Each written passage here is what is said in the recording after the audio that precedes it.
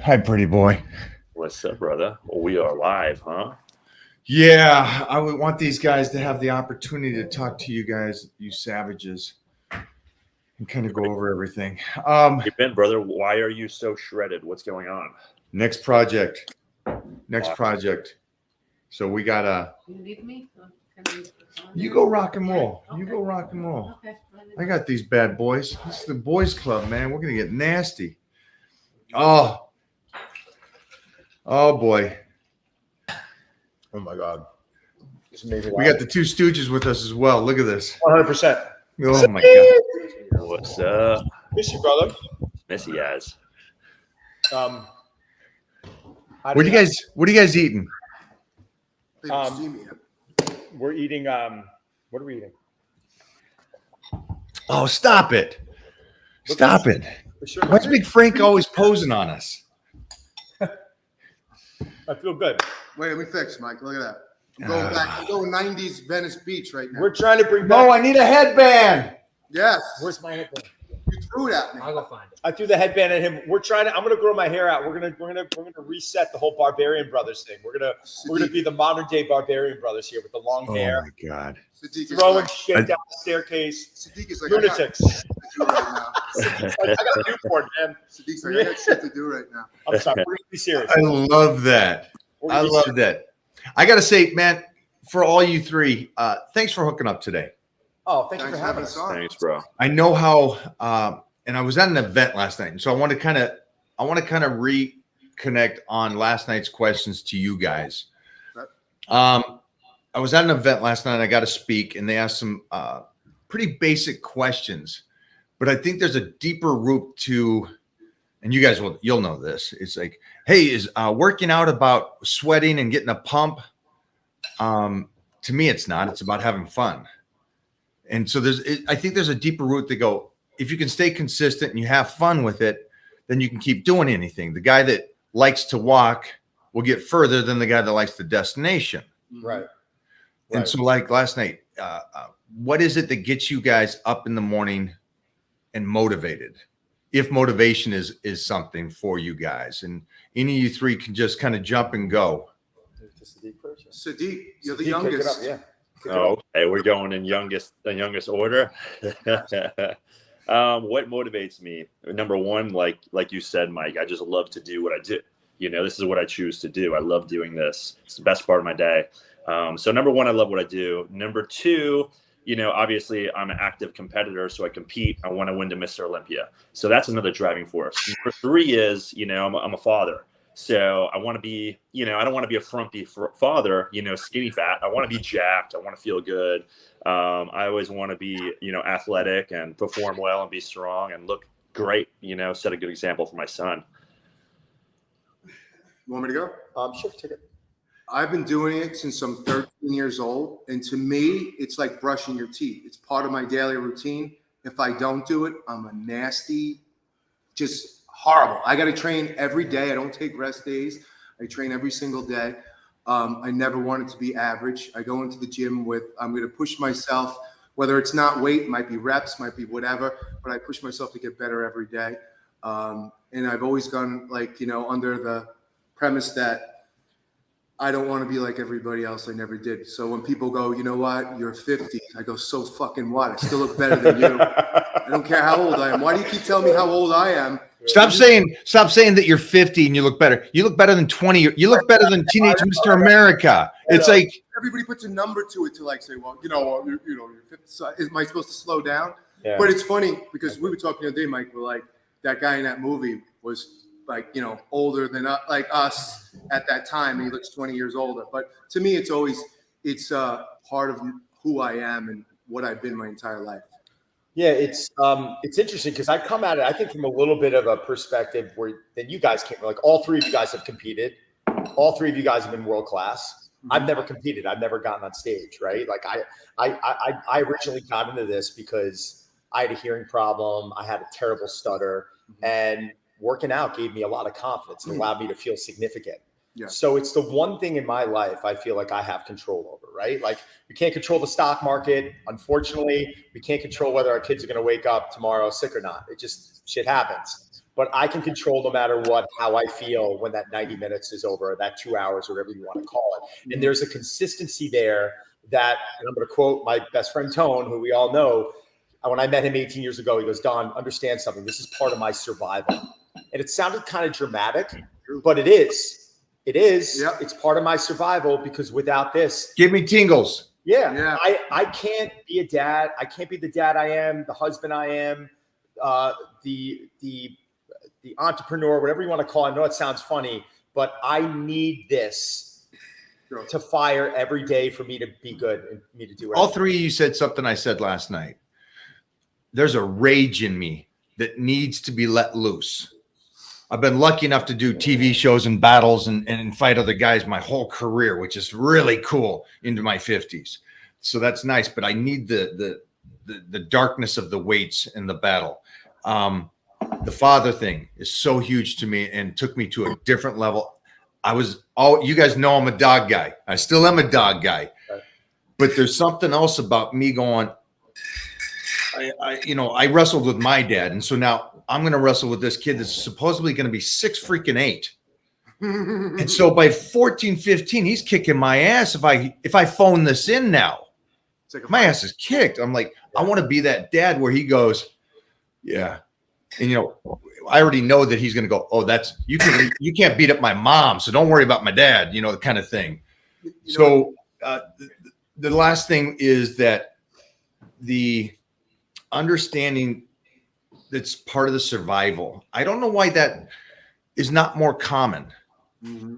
Why? Because it's funny, and I know Sadiq will probably agree with us here, but it's not about. I don't understand. What I don't understand is like a number on a scale, right? Like, how is it? Like, I've got someone coming to me and they're like, "Oh my God, I feel great. I've changed my habits. I'm loving training, and all these great things are happening to them." And then they get on, they look at a number, and they're like defeated. They're deflated. And I'm like, stop paying attention to that. Pay attention to that feeling every day. Pay attention to those principles. Sadiq, Sadiq probably, hopefully, will win the Olympia this year. But if he's waking up every day going, I got to win the Olympia. I got to win the Olympia. Oh my God, he's going to drive himself crazy. Like, he's got to turn around, works with his coach. They're very smart. They understand what they need to do day in and day out. It's like a business plan. Yeah. He's got his business plan in place. He's starting at the finish line. That finish line is the Olympia this year. What do I have to do every day to get there? And then he's going to go in today, and he's going to do everything in his power to be great to get there. And then guess what? Tomorrow he's going to wake up, repeat. The next day he's going to wake up, repeat. And if something goes wrong, he's going to wash his hands, jump back in, and just try and do it better the next day. And that's the formula, I think, of being great at this. You learned a long time ago in the magazines and now on social media how much people lie and say, I weigh 280, I weigh 275. And you see him in person, you're like 213. You know what I mean? Like, we just weighed in. You told me exactly what you weighed. I told you what I weighed. We used a scale. It was on the number. It was on the. So you can't go by that number. I always say, like, always use the mirror. Always use what your performance is in the gym to, like, to get yourself pumped and everything else. Stay there for a second. Stay there. I got a question for all three of you. It's the same question, but I want you to answer using different things. Sadiq, do you get up every morning? I'm going to ask you all three the question, then we'll start with Sadiq because he's the youngest and the most jacked out, shoulder tapered waist looking dude over here. Holy sheesh. And I did try this morning to do my perfect Sadiq shot in the mirror with the taper and I'm like, I didn't get it.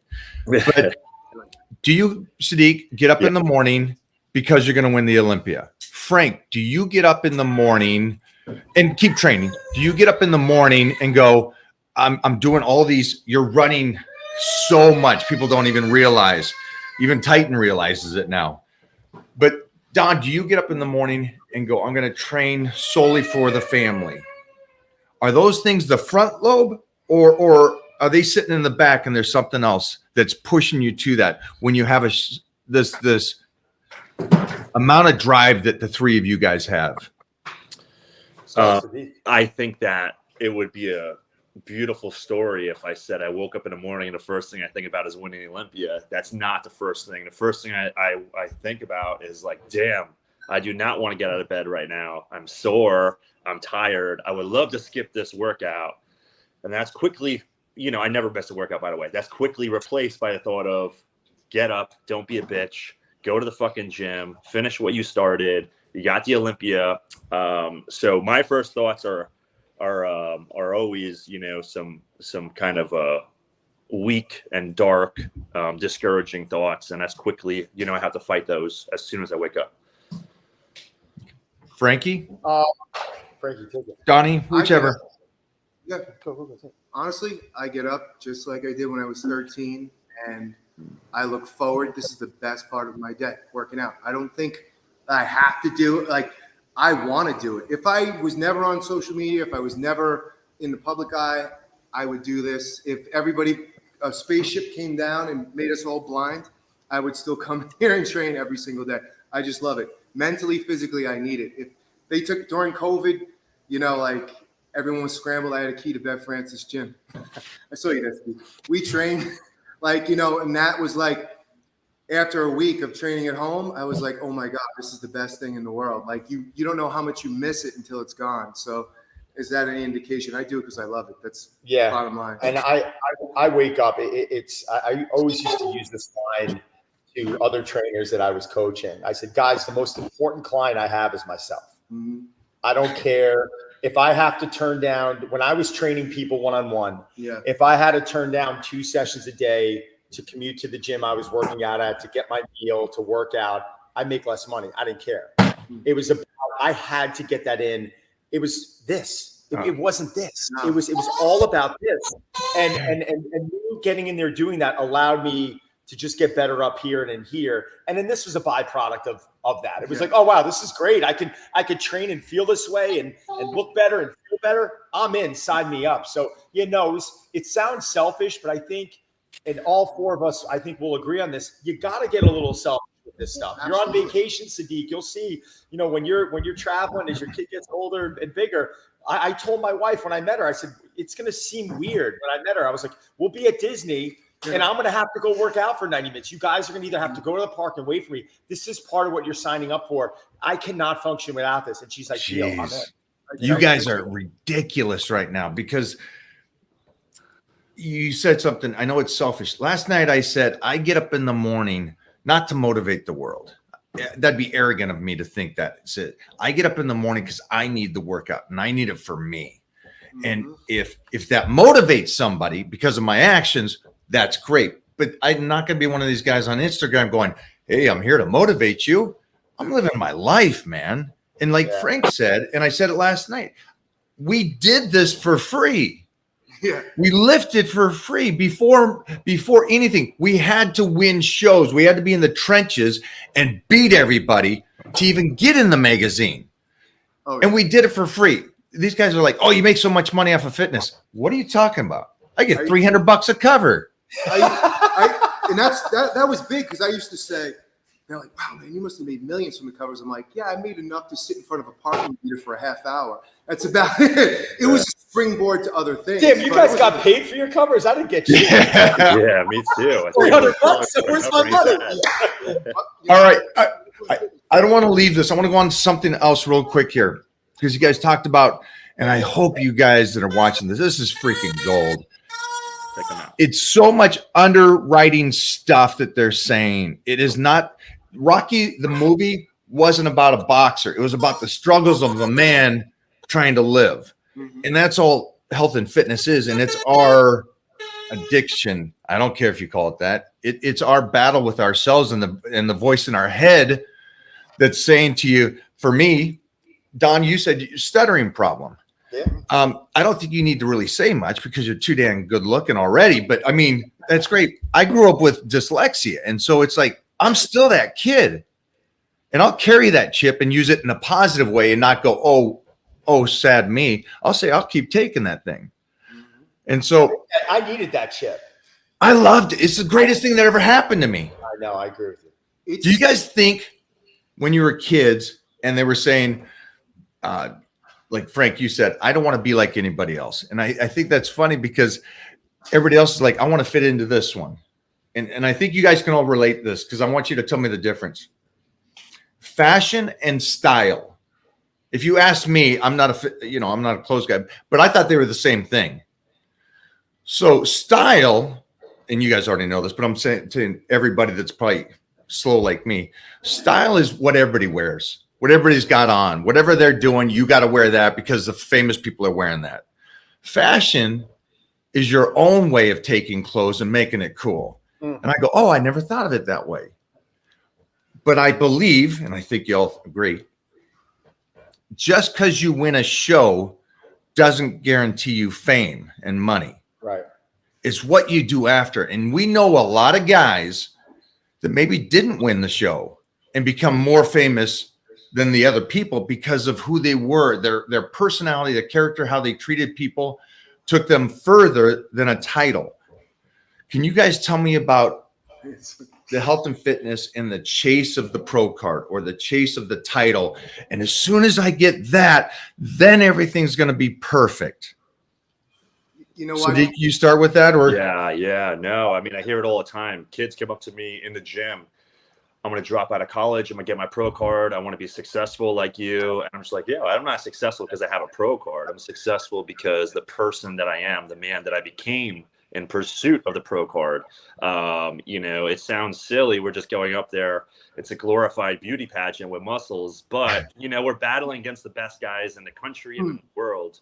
So the pro card isn't going to fix anything. Because the sport's not televised. A lot of the gratification you're going to get is going to come from self-gratification. The hard work that you put in, the trophy, no one's going to remember the trophy, weeks after the show. In fact, a lot of times they don't even know who won the show. So, the pursuit of the pro card is an illusion. It's all about you and who you become and what you become and how far you push yourself.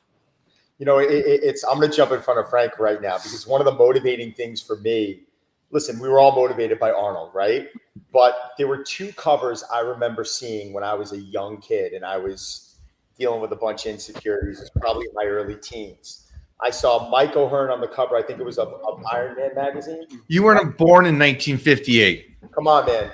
I saw you on the cover of Iron Man, and I want to say you were on the cover of Muscle Mag. It was right when you were around 20 and got me by about 5 years. So I was around 14, 15.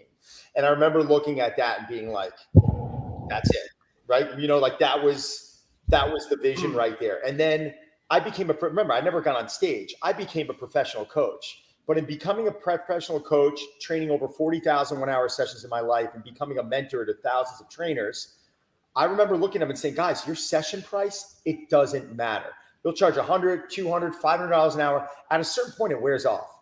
You'll just raise your rate. And at a certain point, you're like, I got to make more money. I need that next step. And I think that's something that everyone here has in common, whether you're going to win the Olympia this year, like Sadiq is, Mike doing what you're doing, Frank doing what you're doing, me, I'm doing what I'm doing.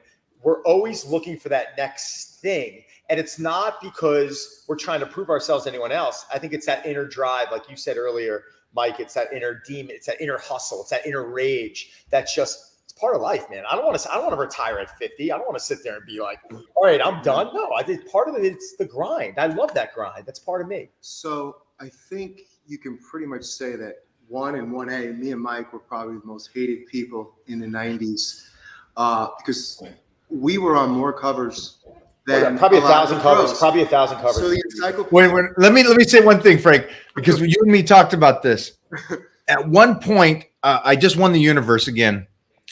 And you know how Joe was about covers. Yeah. You shoot with Joe, don't be on another cover. Oh, I got a phone call.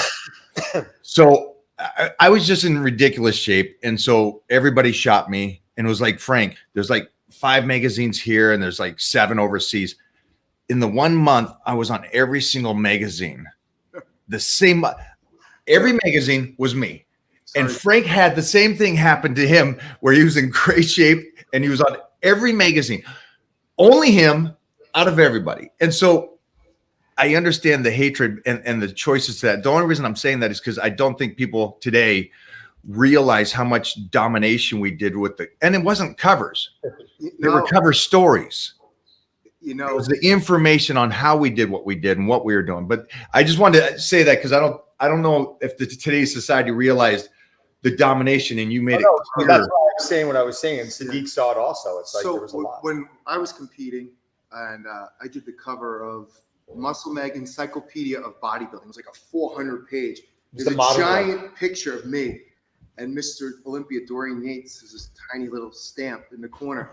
People were furious. And then I realized, I'm like, and back in that time, there was like, National Body, and there were great bodybuilders coming up from the Nationals and USA. They were great guys. And I'm like, for what I have to do to compete and keep continuing, to get better, I was like, that's not the avenue that I want to take. And I realized that's not the road to making a living and being happy. Like I remember when I came in 5th in my show, and going back to kids, my father was like, he called me up and goes, "How'd you do?" I go, 5th. He goes, "5th, you stink." Could you imagine?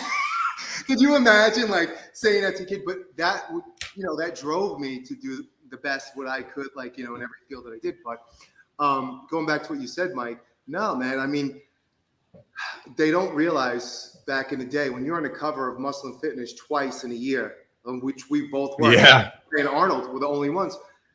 What a privilege and honor that was, because they could put Stallone on the cover. They could put all these, even Joe Piscopo. Yeah. What happened to him? I remember seeing his cover. But I'm just saying, like, what an honor that was to do that. But the road to success, look at Chris Bumstead. Chris Bumstead did, Classic Z. And I think the Olympia platform is amazing for getting, you can watch people's social media numbers, jump through the roof. But It's what you do after that. It's what you do after that. It's a combination of everything. Covers lead to springboard to other stuff. So when you're constantly doing other things and you have 55 different things going on, you're going to get a little bit of everything. But if you put all your eggs in one basket, they might get crushed and squashed. So never do that. So if pro card, you should have training. Like when I did covers, every time I did a cover, I went to the magazine, can I write a column or can I write an article for you? And they're like, yeah, go ahead. Did you guys hear that? What he said was he just didn't go the cover and go home. I got paid, I'm pretty, and go home. He goes, let me get more involved. Let me do this. And the reason why I say that is because we have all seen this, especially Frank and Sadiq. We've seen the guy that loved it for loving it. Mm-hmm. And I've seen the guy chasing the trophy. And the guy that loves it to love it, like us, will stay in shape for the photo shoot after. Yeah. Well, even if he takes last place, he stays in shape because he gets photo shoots. He does the question and answer. Hey, do you guys want me to write for you? I got some information here. It's a continuous work where most people just go, I won the show. That's it. I'm done. Now come to me. I am so great. It doesn't work that way. Look at Jay Cutler. Jay Cutler has 85 different businesses. He's more relevant he is now as he was Mr. Olympia. I mean, he's doing everything he can, like, in this industry and having a great time, and he's got a ton of business. Like, he used the Olympia as a springboard, to other. I just talked to Lee Haney, which I freaking love. And we talked about when I first bugged him and met him, I was that kid, and he's another guy, bright, be intelligent about this. I think to be successful as a bodybuilder or a fitness person, there's got to be some wit. There's got to be some wit outside the box, not just I get pro card, I get money, I do photo shoots. No. Like Sadiq, I'll guarantee, I know what you're going to say after this, but you tell us. When you do the show, hypothetically, you don't place in the top 10. What are you going to do right after that show? Days. Well, I want to go back. I'm giving a hypothetical. I just want to show them what a champion would do. Well, I would go get feedback if I needed feedback, but I probably already know why I got 10th. And then I would go to the gym the next morning, get my workout in, probably have one dirty meal, then I'm back on my diet. So would you do photo shoots? Oh yeah, every Sunday, sometimes even Monday, we'll do a photo shoot and then hold my conditioning. So that's what it does, improves and stays professional. And the photographers in the magazines, I lost the magazine cover to Don Saladino. Don, I don't know if you know this, but they guaranteed me the cover of Muscle and I think it was Muscle and Strength or Muscle and Fitness. No, Muscle and Fitness. And I was like, hey man, I don't want to disrespect you. I'm not in shape currently. I'm embarrassed. I can't get in shape in this short a time. And Don ended up getting the cover because he was in shape and he was a consummate professional. So, it's you got to always be ready. I'm still the puppy of the group. It's easier to maintain when I have. I'm the puppy of the group. You're the man, brother. But yeah, you got to be in shape, guys. You know, especially if you want the covers.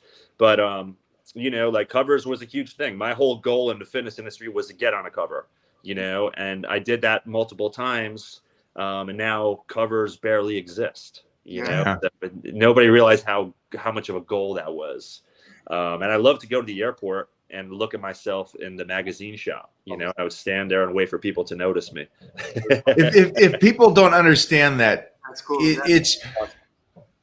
I don't think of bodybuilding as a sport. I think it is an art show, because every sport works out, but we're creating a physique, and I believe that's a piece of art. It's developing. Let me get a little bit more shoulders like Sadiq. Yeah, in my dreams. But it's that kind of thing. You know what I mean? It's like you're creating this art piece. And so that cover for us, I think, is the canvas that we just wrote and did for 3 months. And there's a shot of it saying, my man, what you created is a Michelangelo picture, and we're going to put it out there. And so for us, if people go, oh, that's arrogant to go look at your own cover. No, it's our final work. It's the pianist doing the concert. This is huge for us, and the sweat we put into it. It's also leaving a legacy, right? Like if you think about it, like your son's going to grow up, and you know your kids are going to grow. All of our kids are going to grow up, and I get reached out to probably weekly about this. Well, I got to get my kids to eat right. What do you do? I'm like, I lead by example.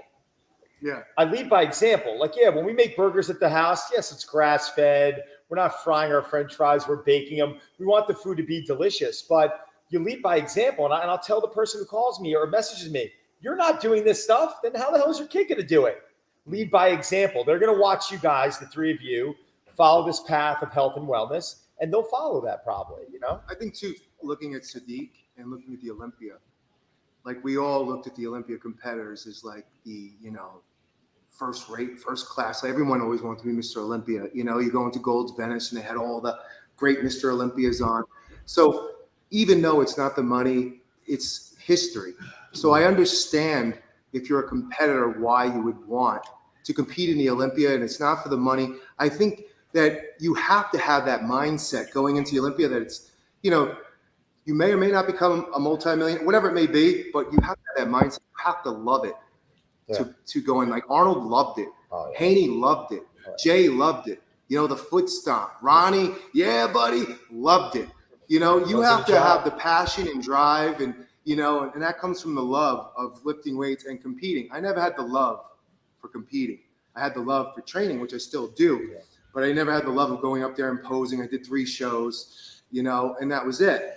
But if Sadiq wins, you know, that would be that'll be history. The Olympia is the utmost, but if he doesn't, he'll be better than he ever was on that stage in that time. And then to him, that would be a personal and one at the beginning. Yeah, but also winning isn't the glory. I just face. won a Pittsburgh Pro, and I was expecting this like aha moment, like aha, like I finally feel good. This is amazing. You know, and the moment of winning is insignificant compared to the moment of preparing for the show. The most I ever feel alive is when I'm 6, 5, 4 weeks out of a show.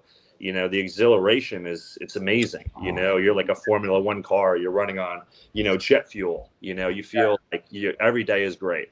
But really, people get caught up on the destination. It sounds cheesy, but not the journey. It's the journey to become great that matters, not the destination. Like Miley I got 5 things I want to talk about, and then I'm going to let you guys go. But we have to do that. Oh, there we go. Yeah, buddy. Look at that. Oh, Dun, dun. I cannot wait to. So, just everybody that knows this, I'm going to be going out to see these guys. The beginning of October, I will be there for 10 days. I'm going to be sleeping in the same bed as Don. I understand that he's very well shaven and smooth. I'm clean. I promise. My 5 things. When do you feel most alive in the gym? And I'll go back if we forget them. We still do it for free if there was no finance in it. Question for all of you. The judges. This is going to be a great one. Did you ever walk off the stage and the judges tell you this is what you need to do, and that coincide with what you wanted to look like?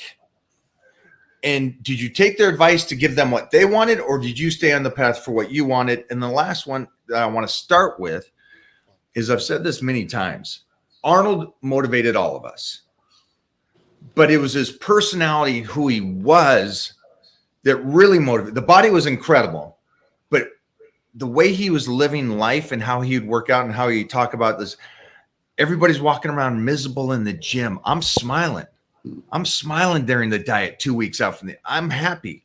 So first, Arnold, what was it about him that motivated you? And yeah, go with that. Yeah, we'll say Arnold. Go ahead, Steve. What was it about Arnold that motivated me? The charisma. Obviously, his chest and his biceps are just insane.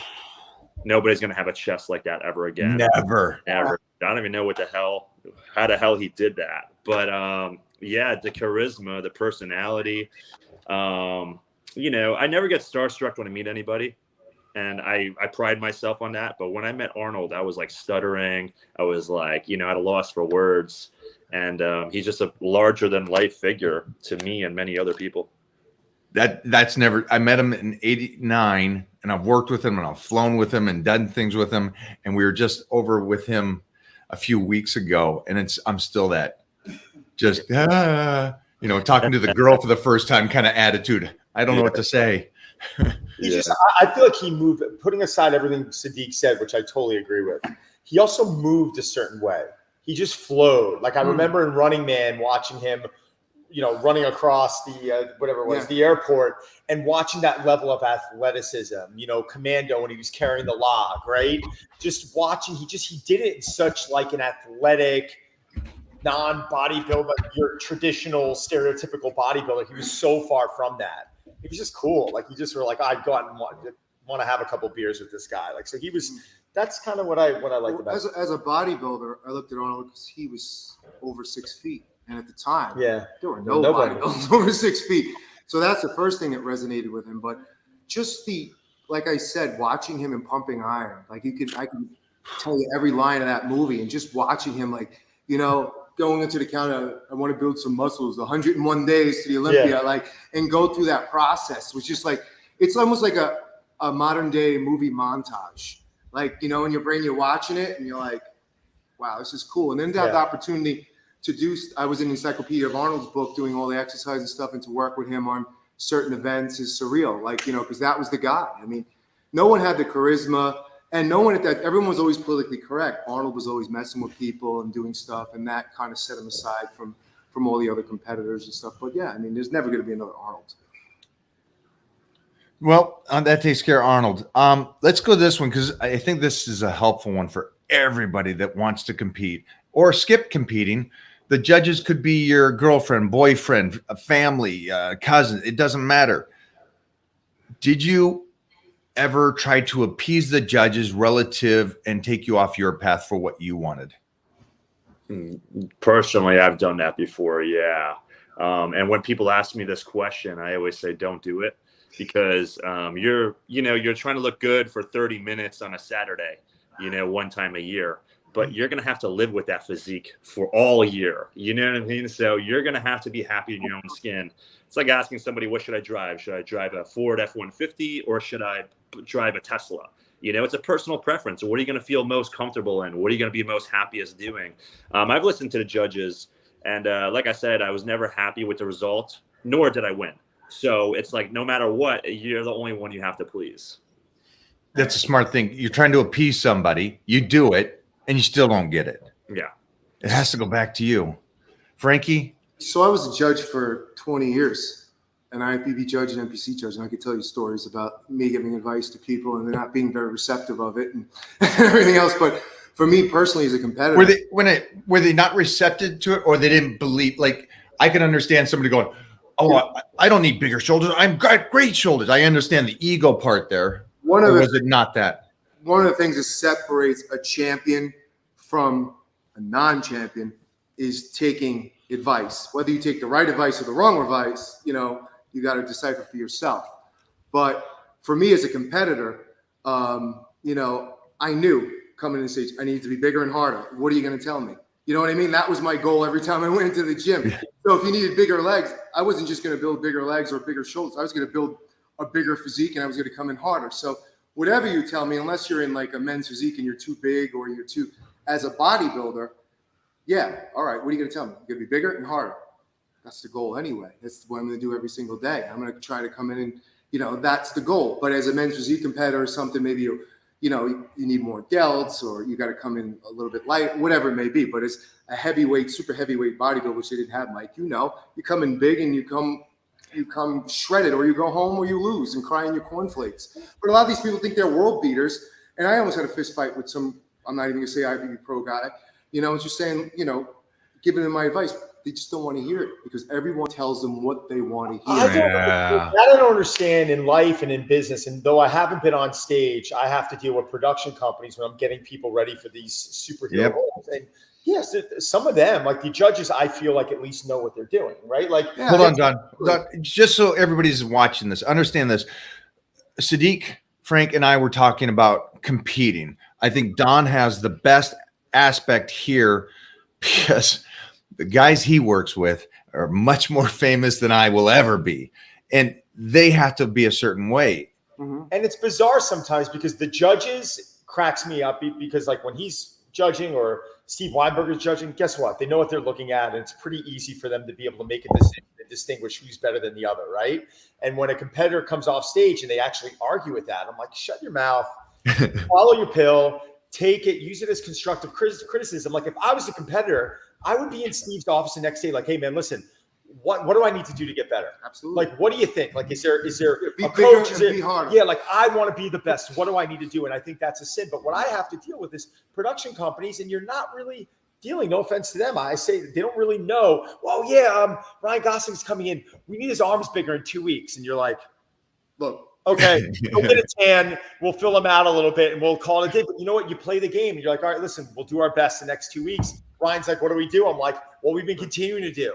No booze, no this, no that. Let's just stay tight. And then you send them off. Did we change the roadmap much? No. Production companies like, thank you for listening. I'm like, no problem. Thank you for the opportunity. You got to play the game. Look, if I'm trying to be a superhero, I'm going to Don. If I want advice from a judge, I'm going to Jim Mannion, Tyler Mannion, Steve Weinberger, Gary Udit. People have been in it. The people that you're going to know who are going to judge you time and time again, because they're going to look and see if you made those changes. You know what I mean? Like if you're a bodybuilder and you have no leg sweep and then you keep continually coming in and your legs look the same, you should take the advice. So like instead of saying, I know what works best for me. No, you don't, because you finished 16th and you obviously don't. So, listen, open your ears. We were just talking about this over oatmeal, and one competitor came up to me, and I don't lie. Like Sadiq came up to me at the Pittsburgh Pro. He goes, what do you think? I go, you look phenomenal. You look great. Yeah, he told me this. We took a video of Sadiq. He got like 1.4 million views. People were like, look phenomenal. Another bodybuilder came up to me, and he goes, what do you think? What do you think? I go, 16th. He goes, what do you mean 16th? I go, don't do the show then. You asked me. He goes, I think I look the best I ever have. I'm like, you look 16th. Yeah. You asked me, I'm giving you an honest. I said, don't compete. Congratulations on looking your best. He came in 16th. You're going to finish 16th. You know what I'm saying? Like, I'm not going to lie. If Sadiq came to me and I thought he was off, I saw Andre Ferguson backstage. And he's like, what do you think? Comes up, I go, 5th, 6th. He's like, you think? And I'm like, yeah, came in 5th, 6th. Like, I mean, I'm not going to lie to you. If you came up to me, Mike, and you were like, in shape, and what do you seriously think? What kind of service am I doing you if I'm lying? Well, then let me ask you, Frank, do I look skinny? Your face does. Yeah. Your body, your abs. We were texting Mona. We're like, what is he doing, physique now? We were breaking it up. You guys gave me some great insight. Lean. It's lean. It's lean, Mike. It's lean. Lean. Oh, all right. I'm in LA. Yeah, I guess. The question is, can you still pick up a house?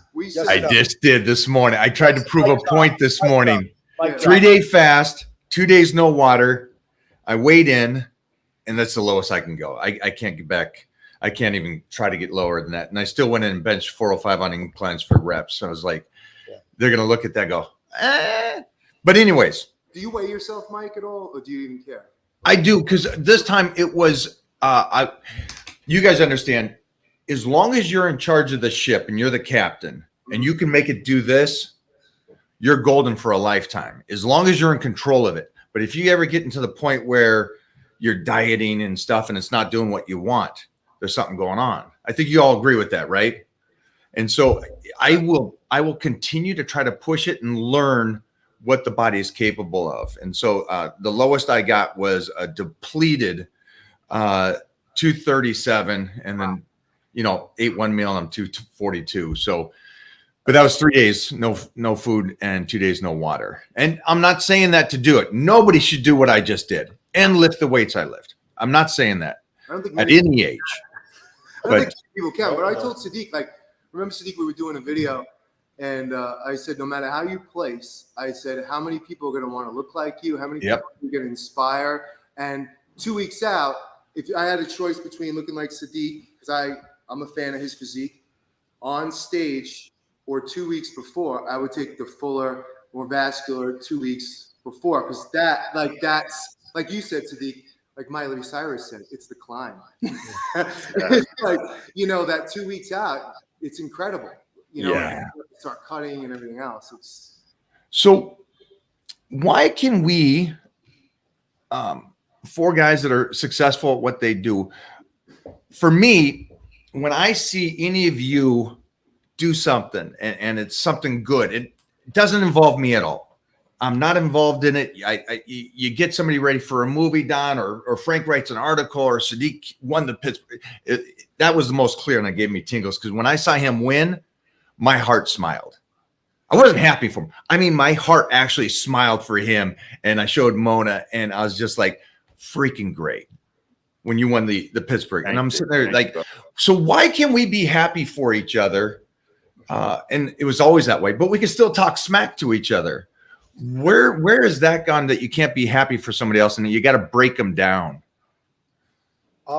First off, I'm gonna when Sadiq won the Pittsburgh Pro, I remember going in to Bev's the next day, and I think it was the next day or that Monday, I saw Mike Camp, and he was doing some cardio, and I went over. I said, "Hey, coach, congrats!" And he was like beaming. And then I saw Sadiq, and I was pumped for him. I was excited. I went over. I was like, "Congrats!" I could tell on Sadiq's face. He's like, "Yeah, but we got some work to do," type of thing. Yeah. But it was nice to see that come back, and I think genuinely, I like when my friends do well, and I think that's because I have good friends and I'm a good person. I'll just throw it out there. I don't think everyone really follows that same regime. I think birds of a feather flock together, and I think as our business worlds hopefully increase, I think our social worlds are going to diminish, and we're going to put ourselves around people that I think like Frank and I love this guy. Like, we have a great time training, but he knows that he calls me tonight, he's got a problem, I'm there, and vice versa. Right? Sadiq and I don't hang out much. He can call me, I'm there. But Mike, you can call me, I'm there. I think there's that thing, and this is why we're drawn to certain people. And there's things in life that are important to certain people, and there's things in life that aren't. It's important that I'm around good people that, I look at and I'm like, God damn, Mike, like you can't, like, him and I joke around. We're like, what are we going to train when we're with Mike? What are we saying? We're like, calves? I'm like, I have terrible calves. He's like, forearms? I'm like, what are we going to train with Mike, right? And it's like, but we're happy for Mike. We're happy for Sadiq. When he's looking like, I'm looking at him today, and I'm like, what did I say to you in the mirror an hour ago? I'm like, I think it's the best you've ever looked. And I'm genuinely happy. I'm not sitting there going, oh, Frank's so much stronger than me. He's so much. No, I'm like, no, this is fantastic that I can be around this and just kind of soak in those juices a little bit. I think it makes me better. So that's my thought process on it. For me, it's just who I am. I like to see other people succeed. I've never been a jealous person. I never count anybody's money. I don't count what they're doing. I keep a close circle. There are a tremendous amount of assholes out there that I've come across in this world, just to be honest with you. If 1 out of 4 people are mentally ill, I've come across many of them. I guess there's 4 of us. It might be me. There's a lot of backstabbers and stuff, but through trial and error, I learned going through the industry, sometimes the hard way, sometimes, who my real friends are. When you're not doing certain jobs or this or that, they leave the building, you never hear of them, but when you come back, they come back full force. You know who was there with you all the time. Sadiq won the Pittsburgh Pro. You know what? I didn't even make a big deal, because I know in his mind, I'm like, congratulations, because I know in his mind that's not the ultimate goal. I know how he thinks, because I think the same way. He's going for the Olympia. Whether, the New York Pro, I'm like, Doesn't matter. It matters how you come in the at the Olympia. It doesn't matter anything. Like, you know what I mean? So Don does a cup. Don's doing great things like the Navy. We try to support one another. You know, I try to support friends who I like, who I care about. If there's anything I could do for them, I will. I'll give them a shirt off my back. And as you know, Mike, certain people, you know, you have to learn through, again, trial and error that that's not the way they think. But I'm comfortable with, you know, certain people. Sadiq did that. Sadiq did that a few years ago, it's when we started becoming friends. He asked me one day, he said, would you come in and shoot some video with me? And I was like, he's got 3+ million followers. He didn't need to shoot any content with me. He came in, he put himself into a humbling position where it's like, come on, I'm in your hands, let's go. And I was like, wow, no one does that anymore. You know, like no one's actually able to come in and say, listen, we all have stuff to learn. You know what I'm saying? This is a great point. And I haven't been able to say it, and I want to say this because he did that to you. Sadiq, how old are you now? 35. Okay. You're still a pup. But something I've noticed since I first met you is that this kid right here is a savage about the humbleness of learning. The humbleness of learning. Because I've seen him, you know, when we first met, I watched from afar and stuff, but I saw you going, I want to go to Frank Zane, ask him questions. That old line, what does he have to teach you? You didn't go to whoever's current. You went to somebody that experience is uncomparable. But you've done that with a lot of people. And just like bringing somebody like Don, you just can, if you guys haven't met Don, as soon as you meet him, you like him. He glows. So it's cool that you continue to do that. How do you put the ego aside, or what you know about health and fitness, and go, all these people have something to offer me, and I need to go and meet them. I want to make an effort to talk to them, and I'm going to make an effort to shut my mouth and write stuff down. Yeah, no, it's all in the pursuit of just striving to be better. And to be honest with you, like if I knew it all, then I would be Mr. Olympia already. And I don't know it all. That's why I'm not Mr. Olympia. I have a lot to learn from guys like Frank Zane, countless other guys I've trained with throughout the past, Don Saladino, Frank, yourself. I watch your YouTube videos religiously. You know, Mike. Thank you. You're the one person. Great. Yeah, I know. That's one view. I watch them too. Don't worry. But, you know, like I got so much to learn. I mean, I even have a trainer. I'm a trainer, but I have trainers. You know, I'm a coach, but I have coaches. I don't have one coach. I have multiple coaches to make sure the other coach is doing the right thing. So, you know, bodybuilding is such a hard sport. And to be successful in it, you really need to use all your resources. But, you know, you got to be resourceful with what you have, you know, your connections, social media. You could contact your favorite athletes and ask them for help, or, you know, you could fly around the world and work with the best people that you possibly can. So it's all about just being resourceful, you know, and you really want to be number one, put your ego aside and just do the work. I saw a coach once wear a shirt, and it said, you know, I don't want to mention names, but it says, I coach your coach. Thank you. I coach your coach. And I walked by him and I rolled my eyes, which, you know, whatever. But I thought to myself, oh my God, in business, in life, and in training, do you know how much help I've gotten? Like, do you know how much stuff I've stolen from you guys that I've learned you guys doing in the gym? Or when I had my first shoot back in 2000, actually, it's not my first shoot, but the first time I actually did a cut in 2000, I think it was 13, 14, I called Mike O'Hearn and I was like, Mike, I need help getting ready. And Mike helped me dry out and teach me all this stuff. Those are him, like the amount I've learned from him. Sadiq, training with Sadiq a few times and being like, oh, that's interesting. Oh, wow. I never even thought about doing it that way. Interesting. I'm a sponge. Every year I'm hiring a specific individual, a nutritionist, someone that I can just absorb from. And I feel like that's important. But if you're walking around with that shirt saying, I coach your coach, I feel like you've died already. I feel like you're done. You're never going to lose anything. And to me, that's sad. Going back to what you said, Mike, none of us need one another for success or an itch. We just choose to because we like each other's companies. We like, you know, it's fun. And this should be fun. Like, I'll train with different people all the time, you know, for muscle and fitness and this and that. And I learn something different from everybody. I'll take something away. And I say, listen, you have to have the biggest ego in the world if you think you can't learn anything at this point or any point in your life from somebody else. That might be an exercise I forgot or a specific way or variation. And I think that when you can, you can continually learn from people. And that's where a lot of people they'll go on Mike O'Hearn and try to show how they're smarter than you. For what? Because they're going to get more followers, because they're going to get adulation from strangers. It's insecurity. It's like, we'll be training and I'm like, all right, we're going to do this. And Don's like, all right, cool. I mean, Don did crunches for the first time in 20 years. Sore shit, by the way. I was dying. I couldn't breathe for 5 days. And he'll make me do something. And I'm like, all right, that was cool. I like it. So I think it's a good give and take. Yeah. And you have to leave your ego at the door. Mike, I'm sure we could write 55 books of people that we train with and Olympia athletes and having the chance to train with Ronnie Coleman and Dorian Yates and all these other people.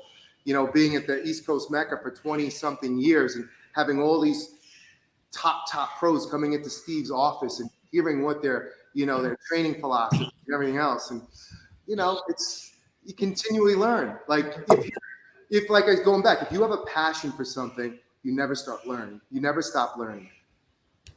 I'm going to leave you on this. I get a guarantee we're going to do this again in a couple weeks. Yeah. Yeah. We got to get you guys. Okay. I'm going to leave it with this then. We've given the people some ideas. I think just for a recap is that it's not the show.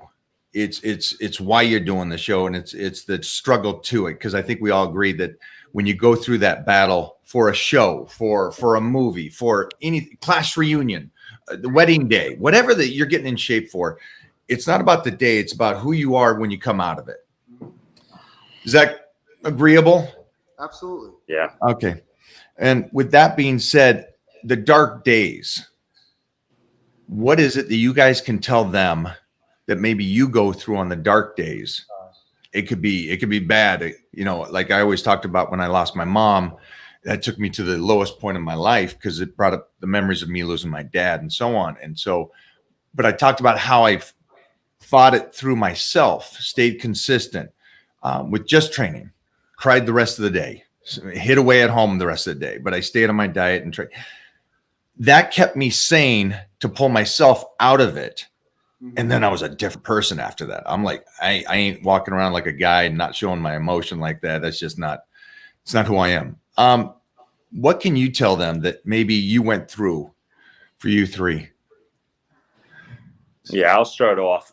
So before I got into my bodybuilding journey, I was always insecure about the way I looked. I was 130 pounds, like when I graduated high school, super skinny, wasn't confident. I had a goal of gaining 10 pounds, then another 10, then another 10, then another 10, eventually competing. But, I've used that darkness of me feeling insecure, feeling like I didn't belong. And I took that and I used it as fuel to fuel myself in the gym every single day. Mm-hmm. Yeah. Oh, I mean, as you get older, Mike, yeah, everyone goes through a certain level of tragedies. Recently, I can start from when I was a kid or whatever, but recently I was divorced, married 19 years, had this gigantic house and seeing your son every day.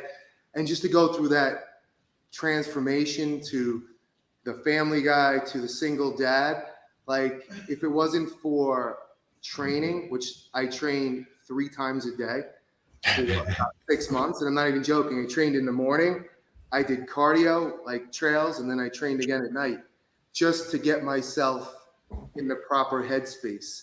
There was no pill, there was no psychiatrist. It was me training that leveled me off and was able to see, the physical helped me with the mental, which obviously we all know go hand in hand. But the darkest days always pass. And then think about it. If you take my philosophy, you'll be in the best shape of your life. I believe that you got to clean your side of the street, right? It's when I've lost a lot of people in my life, and listen, it's tough. It's abrupt. I just buried a good friend recently, about a few weeks ago, of cancer at 53. And, it hits you like a ton of bricks, but I think you've got some different options here. You can go to the bottle, which in time is going to make you sick, make you more depressed, disrupt sleep, disrupt energy, and you're filling your side of the street with shit. Or you could just I call it hanging on, like get in, do the best you can, move, breathe. And that is kind of that's the philosophy I've lived by. And even coaching now, I've got a community of probably close to 9,000 people in it. And I tell them, I said, if we're waiting for the perfect moment or when you're home, it's never going to happen. Like I looked at a guy the other day, he's like, well, you know, I did a friend a favor. I wrote a dive for him. He's like, well, hold off. I want to wait till I'm back. I'm like, you travel playing golf 50% of the year, don't you? He's like, yeah. I said, so why are we waiting till you're back? We got to teach you how to deal with it on the road. When you're home, that's when it's easy. Mm-hmm. That's when your bed's made. Yeah. That's when you know what to expect. Let's show you how to cook for yourself on the road, and let's start minimizing the damage. And he was like, oh, good way of looking at it. It's like, stop waiting for that Monday. Stop waiting for that perfect time. Because you know what? It might be, months might go by, and then guess what? You're falling into this pit of, oh, shit, what do I do? It takes you a while to climb out of it. Mm. You guys are savages. Man, it's just so I said last night, I said to the guy that was hosting the whole event, and we were talking, and I said my answer on what I thought of social media. And I see that there's such a freaking echo. Everybody's copying everybody. Everybody's taking somebody else's line and doing it. And it's just, it's somewhat annoying. It doesn't seem like there's a small few. I love the morning. I love the morning routines, by the way. Can we make fun of something? Go. Waking up first thing in the morning and they're meditating and sipping fucking green tea, and they're pulling out their journal. They're like, "What's your morning routine?" I'm like, "It's chaos. I have 2 kids. I'm brushing my teeth.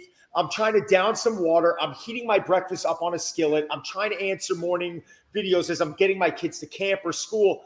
I'm not sitting here meditating in the morning. Like, this isn't real. Like, stop regurgitating everything that you're hearing online and start showing people how to deal with real life.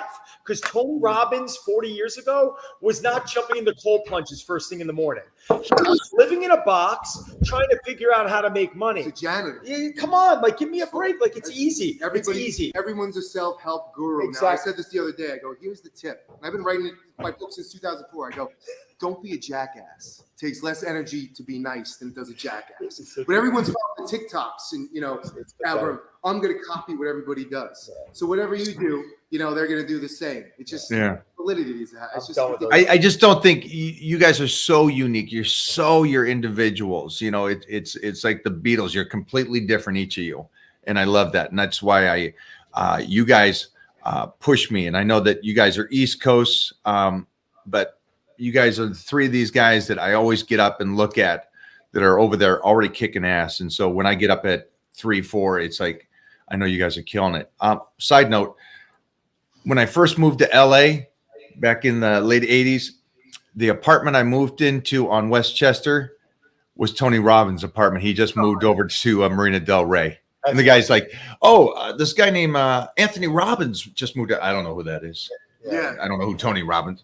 And then a couple of years later, I'm like, oh my gosh, how'd you fit in that place? He's worth $5 billion now. I hope he's sipping green tea and meditating. I know him as Shallow Hal. Shallow Hal. Oh, I forgot about He was like this.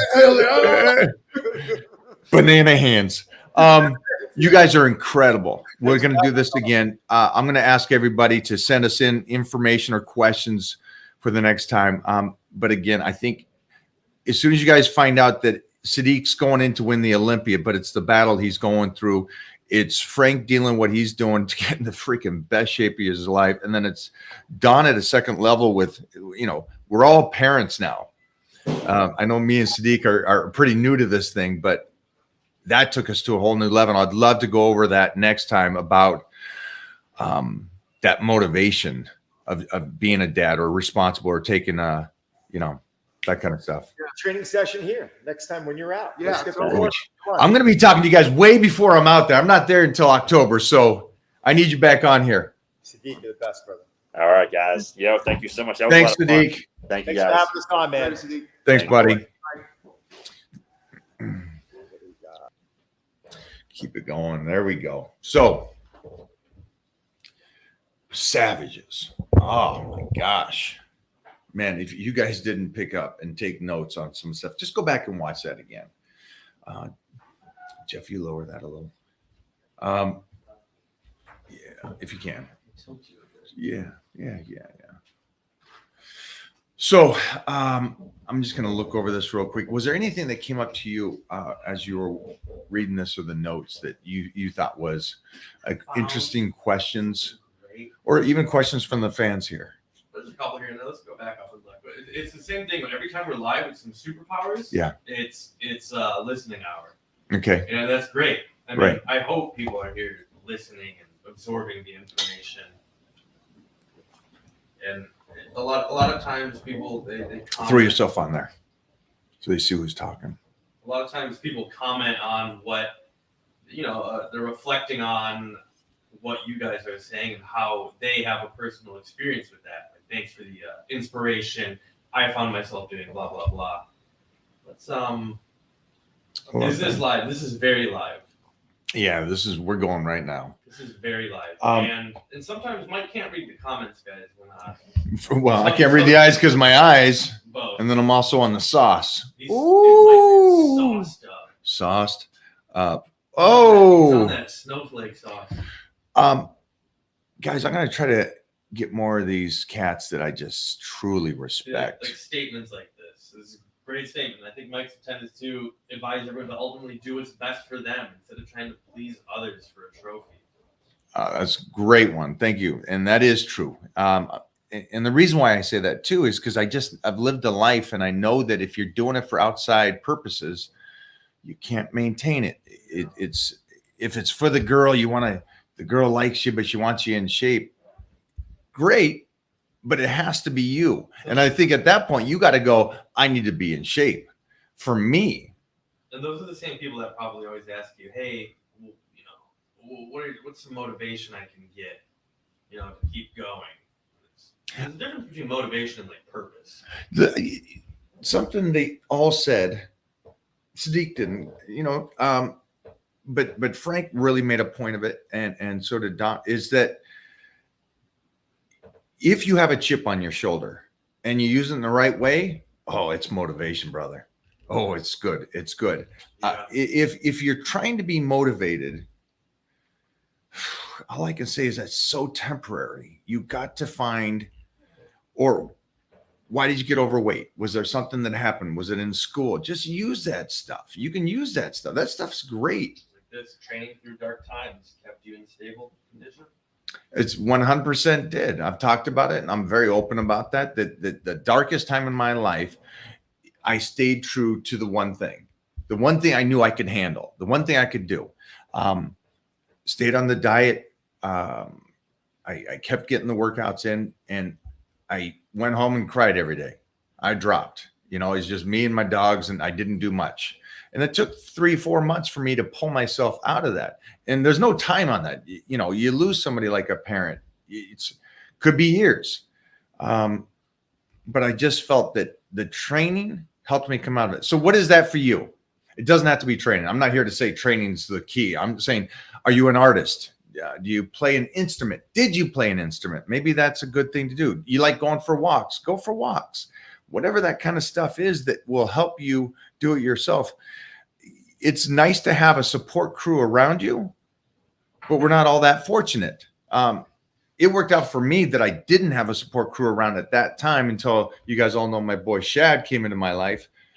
But it's just one of those things. It's grab onto something and just go ballistic with it. And honestly, just wake up every day and be a little bit appreciative to what you're doing, and that it's your one life.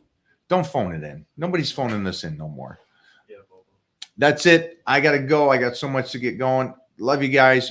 Titan crew will check in next week. All the one-on-ones are done today. I'm going to get ready, and we got some exciting stuff that you guys will see on Thursday and Friday.